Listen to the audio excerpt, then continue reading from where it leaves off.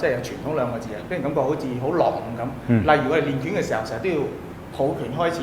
咁啊，其實應用上同你練習上咧好有關係，擺好個姿勢，而影響我後邊嘅結果啊，所以過程係相當之重要。喺一個應用上，代表着我哋隻手由最短嘅位置伸延到最遠嘅位置，咁啊，梗係養生啦。少林真傳羅漢功呢一個動作咧，第一式，我哋叫做生克自化。咁啊，上身咧就好多時候上火，下身咧就好多時候啲氣血行得唔好，因為聚住咗啲濕，陽氣唔得提升，呢個就能夠產生生克自化。你話脾胃係我哋嘅後天之本，先天之本腎啦。可以促進我哋嘅臟腑之氣。好多時候我哋成日咧伏按住做嘢，咁影響咗呼吸、個心肺，亦都影響咗我哋嘅免疫系統嘅。兩個肩胛一夾上到我哋咪有一個生根拔骨嘅作用咯。呢個就係個內勁啦。呼氣一沉，咪力從地起，好似樁咁樣打落去。咁梗係擺好個姿勢打㗎啦。係呢一個係代表着我哋隻手，就係當你個踭係咪一褪啊？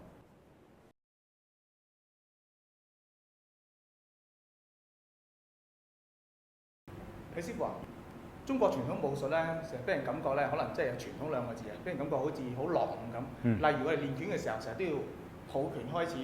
咁啲人覺得話，有乜可能對打嘅時候會抱拳啊？咁梗係擺好個姿勢打㗎啦。係。咁係咪呢個動作係真係一個落伍動作，應該改一改，成個另一個新動作咧咁樣？嗱，咁呢個動作咧，咁啊，好似你話齋，即係抱起上嚟就好似好傳統咁啊，係嘛？咁啊，其實應用上同你練習上咧，係好有關係，但係睇起上嚟咧，又好似冇乜關係。咁當然啦，你唔會對住個人嘅時候，我準備用啦，咁抱拳咁樣嘛，唔會嘅。咁其實實質上係做乜咧？喺練嘢嘅時候咧，我哋着重係一個整體上面去睇，整體係一個修練，由一個最基本嘅嘢個姿勢點樣做好，擺好個姿勢，而影響我後邊嘅結果啊。所以過程係相當之重要。咁呢個動作做乜嘢嘅咧？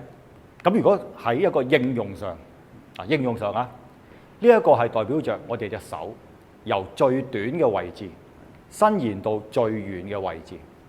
假設而家我係企喺度，咁即係話，當我個步同埋個身形不變嘅時候，而我隻手伸出去三角形，一個錐體咁伸出去，呢個尖位對正中間，呢個手就係我嘅最遠嘅位置。最近身體嘅位置就係收到埋嚟嘅位置。好啦，咁啊代表住咩咧？伸出嚟，咪好似把傘咁咯。即係譬如我伸出嚟，擺正中間，把傘打開。咁即係話喺出邊嚟嘅嘢，就喺你外邊散開。咁我哋嘅手最短可以係好埋身嘅，打到埋到好近嘅，即係你打我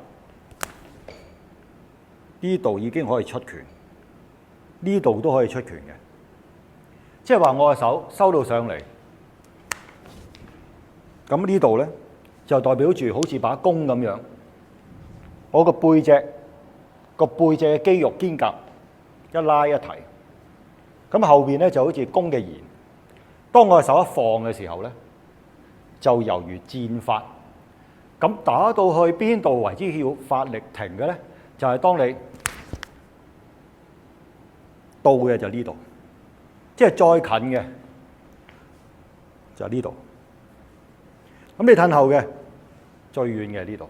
應用上呢個我哋講個步同埋個身，我係唔喐嘅，即係以一個以靜制動同埋一個自我保護嘅防守嘅方式，唔係主動出擊嘅時候咧，人哋要襲擊你都係嗰句啊，咁佢行埋嚟啊，咁我哋腳先唔講先啦，我哋係講上身呢一個範圍，我哋點樣可以保護我哋自己咧？出手同埋點樣可以同對方保持一定嘅距離咧？就係你要了解到近同埋遠嘅關係。如果打到係死纏爛打嘅，或者佢要摔你嘅，企到好埋嘅，纏埋一嚿嘅，大家好短距離嘅時候，係咪？當佢推我嘅時候，踭咪要褪咯。呢個手咪好似箭咁喺度發。呢度嗱，踭喺呢度。咁睇唔睇到隻手好似雞翼咁啊？摔嘅咪勾埋隻腳咯，呢個就要講下腿法同埋步法啦。因為打功夫唔係淨係講拳嘅擊打或者腳踢嘅，因為好多時候咧係會打到埋身摔嘅。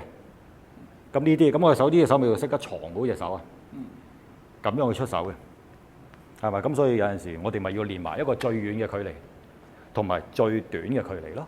因為手要快喺度啦。咁所以你應用上，至於你嘅手係咪要咁擺咁擺，冇所謂嘅。我哋話雙手出手嘅時候就好似虎抱頭，咁當然要護住啦，唔係中個頭出去啦，咁你出手嘅時候咁啊，梗係要隻手要識得去點樣保障自己，唔好個人盲衝衝咁衝出去啦，係嘛？所以你隻手嗱，咁我手咪已經喺你個頭，我咪有抱頭嘅勢啊，呢個動作咯。咁啊呢度簡單去講下先啦，呢度李師傅啊，頭先啱啱講咗個抱拳一啲基礎認識俾大家啦，咁大家都認識嗰啲基本概念啦。係。咁其實仲有冇啲咩用處或者好處係抱拳咧可以帶到出嚟咧？咁啊好處咧，咁啊梗係養生啦、健康啦嚇。咁啊其實抱拳咧喺我哋雙手一抱嘅時候咧，嗱譬如打紅拳，打好多功夫都會。嗱甚至乎咧，我哋打螳螂拳入邊，少林真傳羅漢功呢一個動作咧，第一式，我哋叫做生克自化。點樣為之生克自化咧？就係當我哋嘅手收吸氣、收腹提肛、爪腳趾、握拳收上嚟，將個胸廓打開，背脊個肩胛一夾，兩個手由個大髀兩旁抽提，咁樣上咧，然後將佢重複咁練習，就係一個好好嘅養生嘅功法嘅鍛鍊。因為好多時候咧，我哋要知道啦，個身體嘅狀態咧，最忌咩咧？水火唔能夠相濟。咁啊上身咧就好多時候上火，下身咧就好多時候就積聚濕重，就譬如你啲腳凍啊嗰啲啊，啲氣血行得唔好，因為聚住咗啲濕上唔到嚟，陽氣唔得提升。咁所以咧喺羅漢功嘅第一路就同我哋打紅拳咧，好多功夫裏邊咧一開始咧就係做一個收提，呢個動作其實係咩咧？喺我哋少林真傳呢個就能夠產生生克自化。點解咧？因為當你一抓拳嘅時候咧，手嘅三陰三陽經一抽，腳嘅三陰三陽經，尤其是腳嘅我哋嘅肝脾腎，你嘅一抓腳趾，連帶個湧泉一拱一提，就將下邊積聚嘅將佢提升，水向上提，因為水嘅特性係向下沉。咁我哋練嘢嘅時候，首先要將個水向上提。好啦，同時間我哋要刺激個腰腹。我哋話脾胃係我哋嘅後天之本，先天之本係腎啦，所以鍛鍊深層嘅腹式呼吸係相當之重要嘅，可以促進我哋嘅臟腑之氣。好啦，當我一提一吸收，嗱腸臟就會喐動啦。嗱，好啦，然後將個肩胛一夾，夾咧就係影響住我哋嘅膀胱經、足太陽膀胱經，華佗夾脊後邊背脊就對應我哋五臟六腑嘅輸液，主要係幫助我哋排毒排濕啦，亦都係同我哋嘅腎經相表裏嘅。好多時候我哋成日咧伏按住做嘢，咁啊令到個背脊嘅肌肉咧就係冇力啦，前邊嘅肌肉咧就向前拉咗，咁啊壓住咗個心，咁影響咗個呼吸、個心肺，亦都影響咗我哋嘅免疫系統嘅。咁如果我哋要提高我哋嘅免疫力，提高我哋嘅身體嘅精神狀態咧，改善自己嘅身體咧，就係可以咧。首先要做呢個先，達到裏邊五行生克自化，我哋臟腑嘅五行之氣。好啦，將呢個膊頭打開，影響住我哋嘅心肺。吸背脊，而家我哋背脊一夾，嗱你試下，嗱背脊一夾，一夾一收，兩個肩胛一夾上到嚟高少少嘅位置。而家你係咪個背脊係用緊力拉住咗啊？係啦，呢一個就係我哋背脊，然後收一收個下巴，係啦，成條脊，我哋咪有個伸筋拔骨嘅作用咯，收起個肚，係啦，嗱呢個動作沉低個肩，呢個咪會打開，係啦，咁跟住一鬆呼氣，將佢沉，咁如是者我哋反覆，嗱呢個放鬆，氣向下沉，好啦，呼晒之後咧，又再找。咁記住咧，呢個屬於一個逆式嘅呼吸。咁逆式嘅呼吸咧，就經過一個即係要一個指導啦。因為如果有啲人咧，如果係高血壓啊嗰啲朋友，小心，因為佢哋好多時候咧，如果做錯咗嘅時候咧，會令到個血壓飆升。咁所以我哋記住個肩膀要放鬆，肩膀要放鬆。上嘅時候唔係用個膊頭肩膀鎖緊嚟發力，咁啊呢個咧就要識得放鬆，留意啦。咁而家我只不過係講一講個原理俾大家聽嘅啫，認識一下。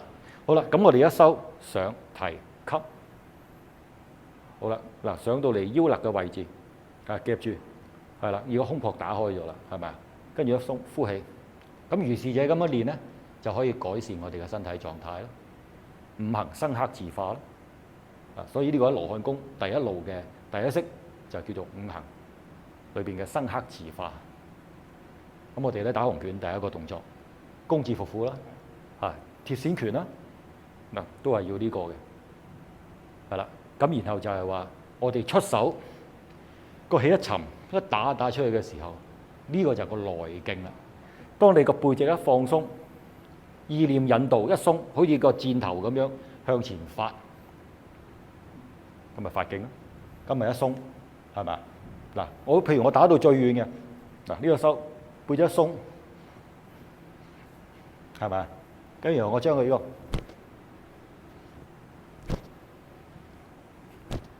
個，係咪？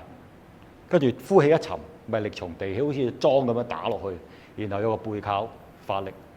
咁呢個就係我基本站立嘅時候，整體達到一個運用嘅基礎啦。內外整體配合打出嚟嘅勁力，係咪？咁所以呢個我哋又叫二虎藏中，因為兩隻老虎藏咗喺度未出嘅，咁就出啦，係啦 ，OK， 好啦，咁呢個就係基本上喺個衝拳啦，立定練嘅姿勢就係改善咗我哋嘅身體，要四平八穩先，站好咗個姿勢，點為之端正？同埋整體發力要做到一個整合一致嘅內外合一嘅作用，係嘛？達到精氣神所有嘅嘢全部歸位。所以我哋練功夫咧，首先係內修，改善咗我哋嘅情緒同埋身體控制嘅狀態。